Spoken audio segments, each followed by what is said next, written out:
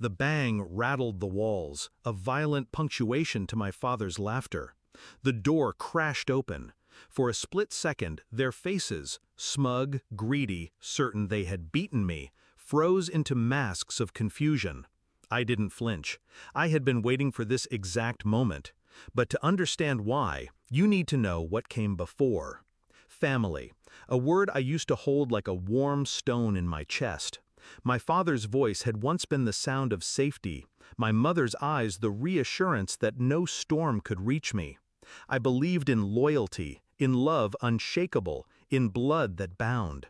That illusion shattered slowly, and then all at once. At first, it was subtle, the way my father's compliments came with a sting, the way my mother smiled while twisting the knife. "You're doing so well," she'd say, "but don't forget who gave you everything." I brushed it off, convinced it was just their way. But then came the reunion, a full house, the smell of roasted meat and cheap wine, laughter echoing off the walls of the home I grew up in. I felt good, almost naive enough to believe the warmth was real. I even made a toast. I thanked them for teaching me resilience, for pushing me to succeed. When I hugged my father goodnight, I didn't know my life savings were already gone. The discovery came the next morning. I opened my account, and the numbers hit me like a gut punch. Zeros stripped away, replaced with a mocking emptiness. Every cent I had worked for, gone. My hands shook. I called the bank.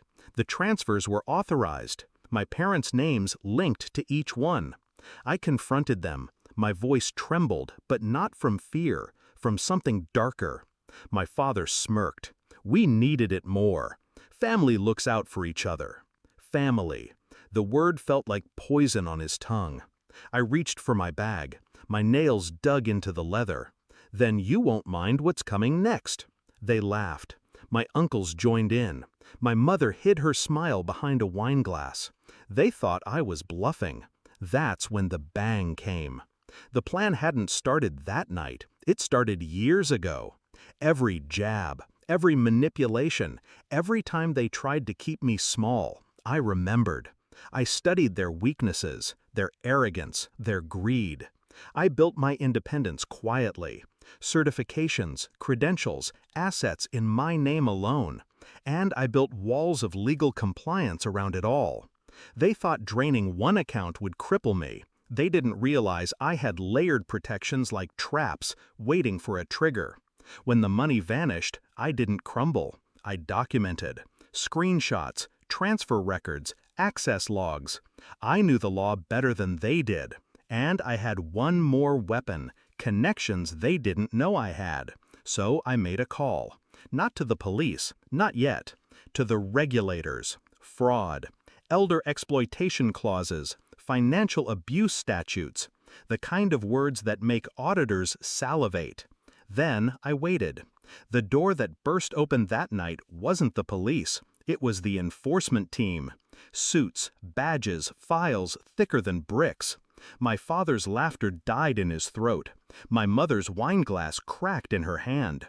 "Mr. and Mrs. Hale," the lead investigator barked, "we need you to come with us." Chaos erupted. My uncle shouted. My mother protested. My father roared about family business being private. But the papers hit the table with a slap, and the silence that followed was sweeter than music. I sat still, calm, watching. The investigator turned to me. "Thank you for your cooperation." My father's head snapped toward me. His eyes burned with betrayal, the kind he thought belonged to me, not him. "You did this?" His voice cracked. I met his gaze, steady. "You drained my future. I just drained yours." The fallout was surgical. Accounts frozen, assets seized, audits spiraling into every corner of their financial life. Every cousin who thought they'd inherit a piece of the pie found nothing but ashes. And me? I walked away untouched. My secondary accounts intact, my assets offshore, untouchable. I had planned for their betrayal long before they even considered it. I didn't just survive, I inherited silence, control, freedom. The confrontation didn't end in that living room. It carried into the boardrooms where my father once bragged about his empire, into the courtrooms where my mother's polished image cracked under the weight of discovery. They called me ruthless, cold, a traitor to my blood. I called it justice. Do you want to know the cruelest part? I still loved them.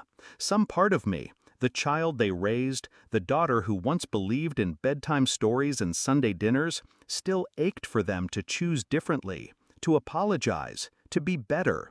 But love without respect is chains, and I chose the key. The last time I saw my father, he wasn't laughing.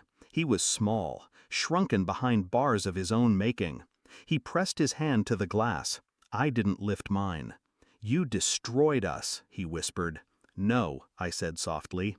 "You did. I just made